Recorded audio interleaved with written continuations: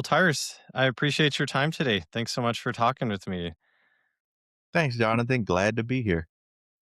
Yeah, so for those just tuning in, talk me through, what's your background? What's your story? I think everyone in the startup ecosystem has a bit of either they're a bit crazy or a bit passionate to be in this space. It's not every day is totally peaceful. So tell me about yourself.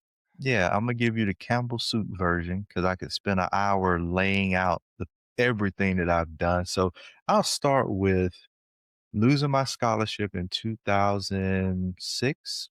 I was on a full ride to Tuskegee University. I lost it, pledging, and and I did the thing that I said I would never do as a young child. I always watched my family work hard, 12-hour, 15-hour days in the factories. I'm from South Alabama, so there was not a whole lot of opportunity. And I told my mom I would never work like that. And I've been in entrepreneurship since I was 8.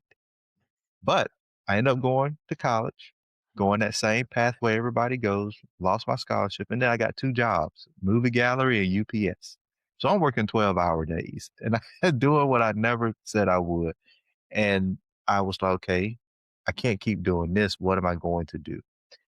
And as I searched, I ended up going to the Air Force after having a lot of conversations. So I didn't go to entrepreneurship. I went into the military and I was going to become an officer, do 20 years, retire, and keep going in life.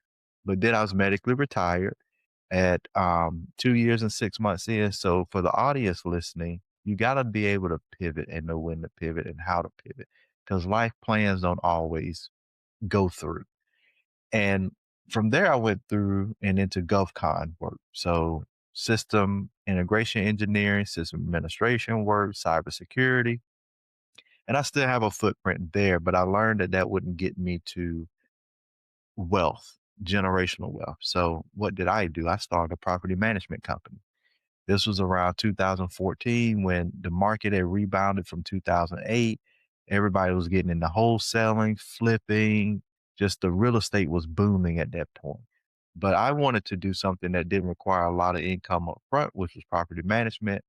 In 18 months, I went from zero to about 250 units, about 1.2 million in revenue.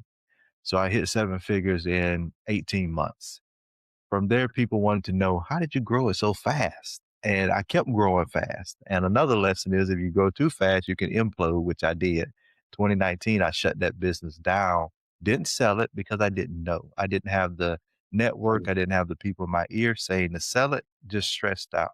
But I went into coaching and consulting, fractional integrator work, helping other businesses build, which leads me to today, skipping a lot of pieces, but now I focus mostly on helping startups, founders, businesses that are sub 10 million in revenue, access capital through raising capital from investors, and then using that capital to actually grow and scale their business. Man, I relate to a lot of your story. I'm in the Army National Guard right now. I saw you were in signals intelligence. So were Yep. you were you a linguist as well, or did you need a No, I language? did signals intelligence, which was basically the demodulation of your radio waves and signals, and then I did Morse code. And so I like to tell people I copied the fastest Morse code on the planet, and I was great at it. Oh, that's incredible. It really takes a brain the right kind of brain for that. That's awesome. Yeah, and I also might get medically retired soon. So We got a similar story. yeah, geez.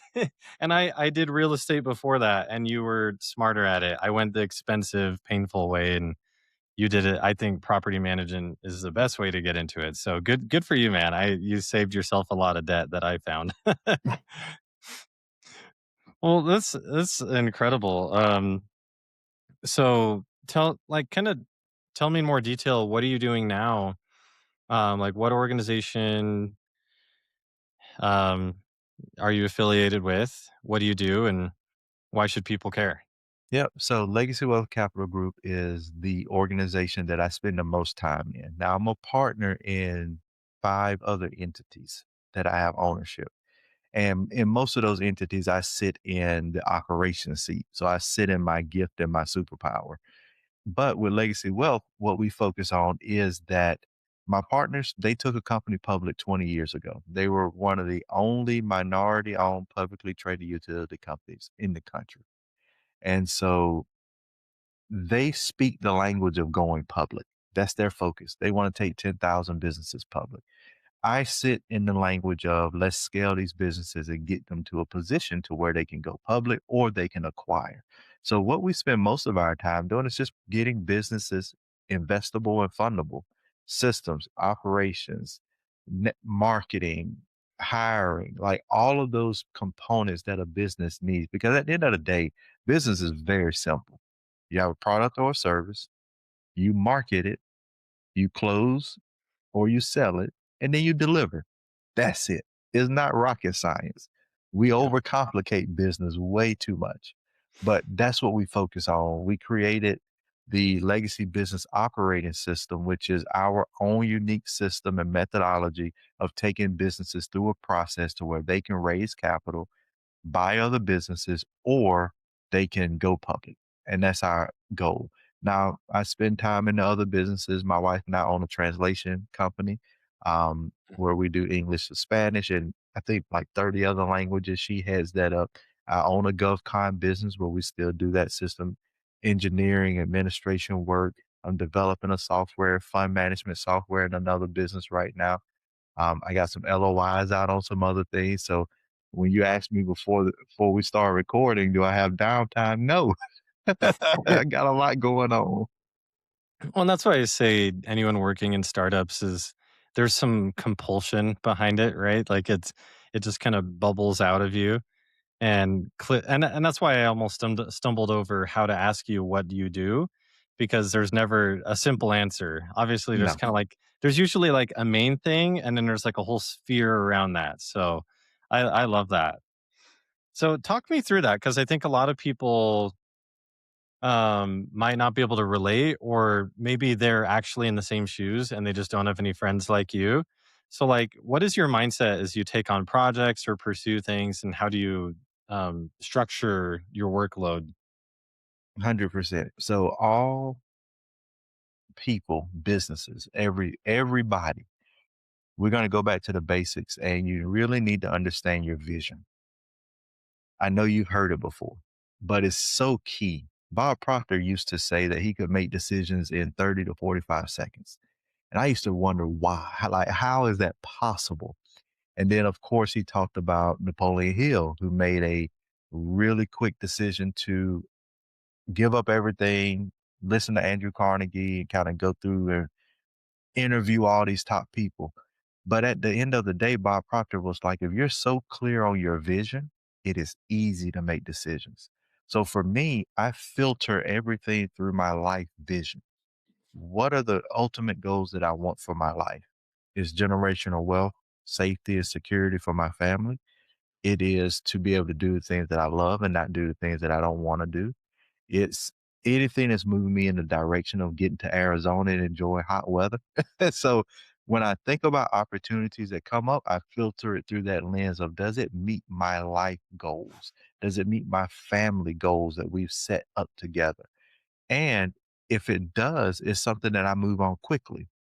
And for startups, for entrepreneurs, it is okay to move fast. It's speed. It's opportunity doesn't wait. When I was working with Dr. Eric Thomas, a motivational speaker, he always used to say, you have to take advantage of the opportunity of a lifetime in the lifetime of the opportunity. It might not hang around for you. And so when you're seeing all of these things, when you think an abundance mindset, and then when you go from a Tony Robbins perspective of taking massive action, opportunity just shows up everywhere. And you have to figure out, okay, which one moves the needle towards my goals. And that's how I make decisions. And then I balance my time by being very structured, very regimented. I schedule everything. I don't do the pop-ups. My phone stay on silent. I don't do the pop-up phone call. You text me and say, hey, you got a minute for what? You got to explain it. So my time is allocated, broken all the way down, scheduled, put on a Google Calendar, and that's how I move day to day. and I tackle the most or the toughest task first. And then I do all the small things that still are required to do by me because we have to delegate. We have to move into a position of not doing all the tasks. Michael McCallowicz wrote a book called Clockwork, and they talk about the 4 Ds. That's doing, deciding, delegating, and designing. Most startups sit in the doing phase. They're doing all day long. And you got to get out of that. And as you grow your business, as you scale and as you move up, you can begin to then spend your time on $100 tasks versus a dollar task. It's it seems like one of the hardest lessons to teach people that have this compulsion to startups because there's a strong action disposition, but it's really hard to step back. So, how do you I know you work with a lot of founders directly. How do you help people to take that step back and work in the other Ds besides just doing? Yeah, that's a great question. And I challenge them. The challenge is take off the operator hat. I want to make it very clear that most business owners, especially small, they're accidental business owners, just like accidental landlords. Oh, I do great at this. I don't need my company. I'll just start a business. Or I need an extra $50,000 a year. I'll start a side hustle.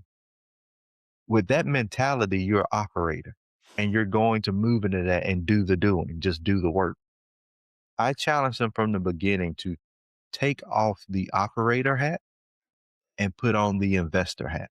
I skipped the owner hat, if you notice, because most people tell you you got to stop being an owner or operator and go to the owner. If you read Michael Gerber's book, The E Myth Revisited, that's what it talks about, from operator to owner.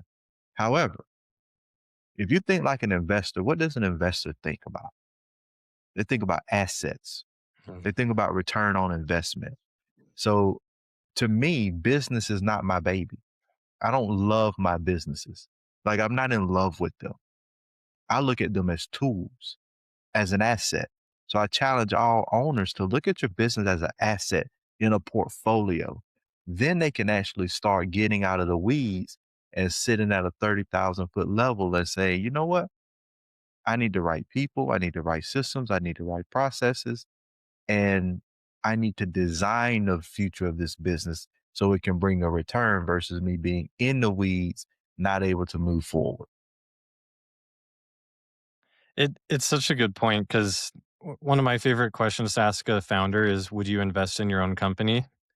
Like, if you were an investor and you had to put your money to work, would you put it in your company? And if not, then identify why and bridge that gap, and you'll probably be a better operator because of that. 100%. Especially bootstrap founders. I don't know if you see a pattern across different types of founders and the exit that they're building towards, but bootstrappers are really good at pouring a ton of resources into something and they just kind of skip the investor mindset. But really, it's they're investing their time. They're probably not paying themselves enough.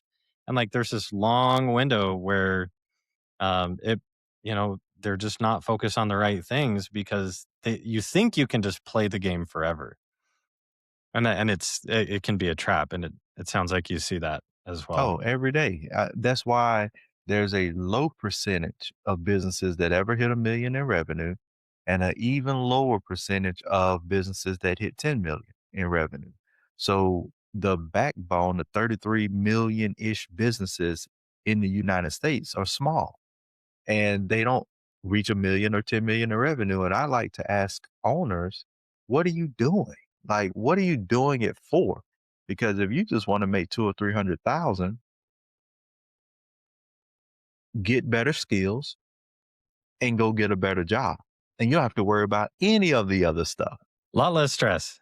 Lot less stress. And I think sometimes, Jonathan, it becomes a gut punch because I am very direct with it. And it's a gut punch when they come into my ecosystem of how we coach and consult and mentors is not hand holding. It's like, what are you doing? If you're not looking to build a 10, 20, 50, $75 million business, we're not the right fit. I will give you the diagnostic, tell you all the issues, but if you don't have the mindset of growth and scale, we're just not the right fit because I'm not interested in a lifestyle business. I can just go work and do IT work all my days and make 400,000. If you want to be a great AI strategist, Meta's paying $500,000 for that. You don't need a business. So it's really about the mindset of that owner to think, what am I doing and why am I doing it? If it's just lifestyle, great. There are mentors for that. But if you want to grow and scale, that's what we focus on. Man, I could go for a couple hours with you just on this because I can tell how much you've read and invested in yourself, and I can think of a lot of books that you've read and the people you're quoting, and that you're built on the backs of many giants of who've shared a lot of wisdom. So I do want to ask you, what trends are you seeing in the startup ecosystem? We're in a time of radical change with AI and just the whole world's pretty wild. The news Yeah. cycle it can keep you busy. So I just want to know what trends are you seeing? I'm seeing the definite trend of ETA, entrepreneurship through acquisition, and searchers. They're coming back. And also, what I'm seeing is, of course, most business owners don't have that terminology knowledge. So they just want to buy a business and they listen to your Cody Sanchez's or your Roland Frazier's or your others that are preaching the buy a business instead of start one from scratch, which I agree with. When you look at a Amazon or Facebook or any of these billion-dollar businesses, they didn't become a billion-dollar businesses just through selling a product or a service. They acquired and they got bigger. And that's the only way to unicorn status and beyond is to acquire, build an ecosystem. I mean, look at Amazon. You'd never think they would be in the movie studio space from where they started. They didn't turn a profit until they released AWS. So it takes that to get to where you want to go. So that's one of the trends that I'm seeing mostly. I'm seeing more people talk about the SBA 7A loan so you can go and buy a business with as little as 10% down. I'm seeing people talk about entrepreneurship.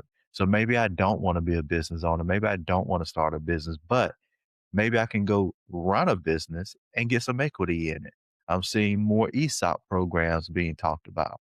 We're thinking about the silver tsunami and all of the wealth is going to be transferring from the baby boomers over the next 10 years or so, 15 years. Who's taking those businesses? We know that their kids aren't taking them. So instead of them shutting down, who's going to take over them? So there's a large trend of how do I buy a business? How do I support a business versus how do I start one today? And what are the best ways that someone can position themselves with these trends that you're seeing? And to me, there's a maturation going on because you have a lot of businesses that will be for sale just because Mhm. of that silver tsunami.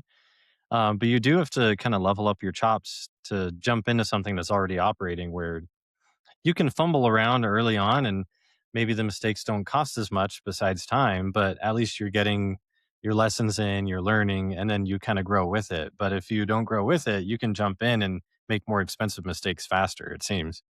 Yeah, 100%. And definitely you can. Number one, get your personal finances together. I don't care what people say. Yes, you can do some deals. It is never no money down. What it is creative financing.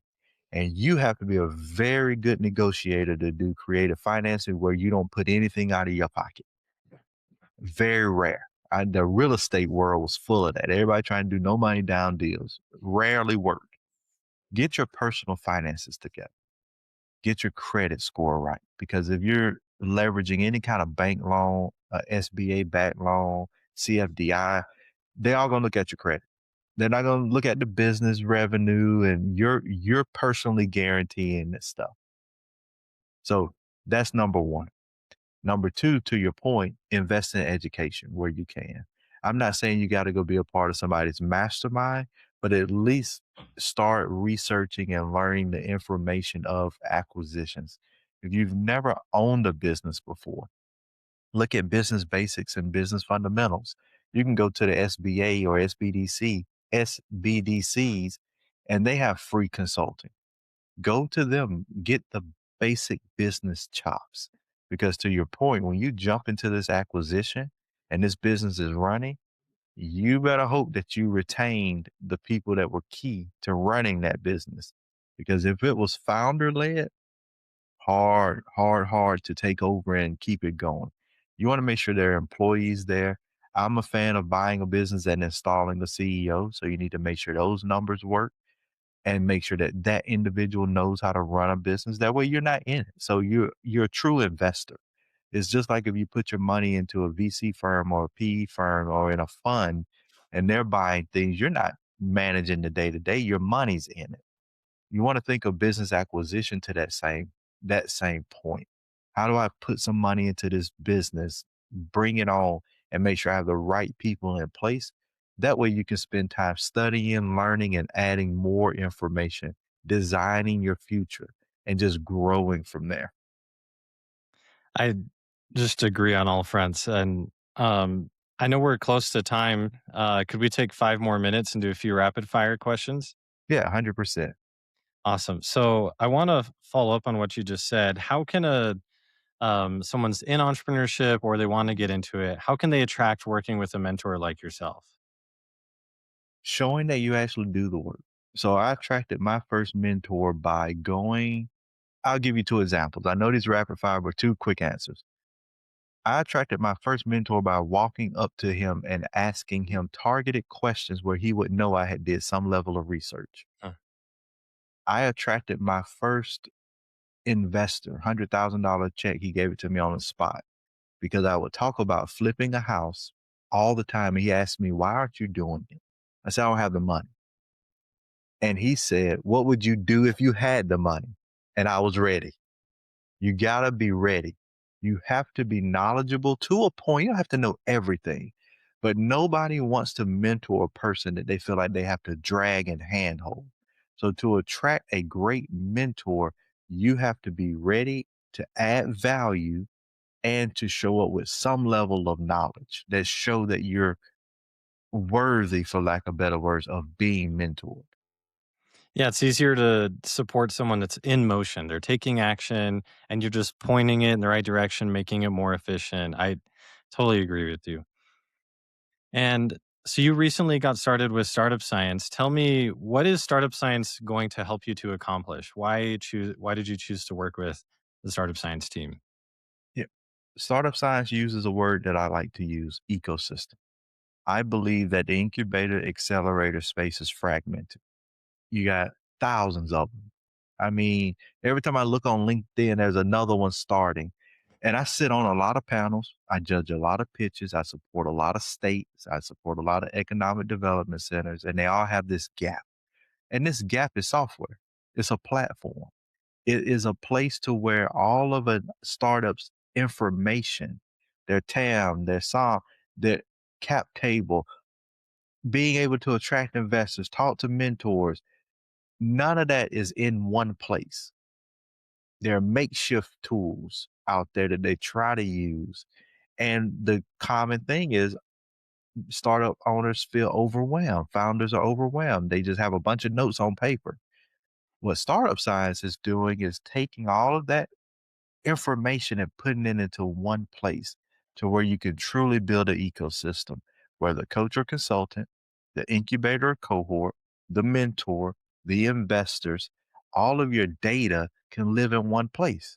So for me, it's a no brainer to work with a system that supports individuals like myself, but also help us deliver ultimate value to the founder because the founder now can build out their business profile in one location and we can bring everybody else to them. So I just think it makes so much sense when I saw it. And I was like, I want to be a part of it. And I did not pay you to say that. And what I love about your answer is that everyone that we work with has a similar belief system. And that belief that you just described comes from the maturity of the life experience that you've already lived. So I I love the work that you're doing. How can who should connect with you and how can they connect with you? So who is the startup founder, business owner, entrepreneur? I don't care what words you use for yourself with the big idea, the dream, and the want to be a 10, 20, 50, $100 million public company. You want to acquire business. You want to grow. I was listening to Myron Golden, and he said one time that if you ask a person, how healthy do you want your children to be, as healthy as they can be, how smart, as smart as you can be with money is the only thing that we say we just need enough. I want to be as wealthy as I can be. The people who want to be as wealthy as you want to be, not that money is everything, but just don't put a limit on it. Those are the people who I want to connect with. Those are the people who should want to connect with me because we have a similar mindset. And they can find us at legacywealthcapitalgroup.com or at Legacy Wealth Capital Group on any social media. It's awesome. You've truly invested in the belief system, your internal not hardware, software, and it's just a pleasure to chat with you. We'll definitely. I want to do a deeper dive on a lot of these topics later, so I'll try to squeeze into your calendar again in the future. But any final words? If maybe if you had to put something on a billboard for other founders out there, what would what would you say? Two things. Number one, clarify your vision. I talk to a lot of founders, they don't really know what they want to do. Clarify your vision because nothing else matters without a very clear picture of where you're going. Number two, borrowing from Tony Robbins again, once you clarify that vision, take massive action. Doesn't have to be the right thing all the time. You want to fail fast. You want to get bumped and bruised and scraped. You want to learn by going through, but you got to take massive action. I know so many people with so much potential that just won't move. You can't, Yeah. you can Yeah. have a Bentley. If it doesn't move, it's not doing you any good. It's so true. Once you're moving, hey, just go that way instead of this way. Easy. Absolutely. Oh, thank you for your time, Tyrus. I'll make sure that people can connect with you. We'll link to your socials and anything else you want to put out there. And you have a great rest of your day, man. Thank you for your time. Thank you. You too. Thank you for having me.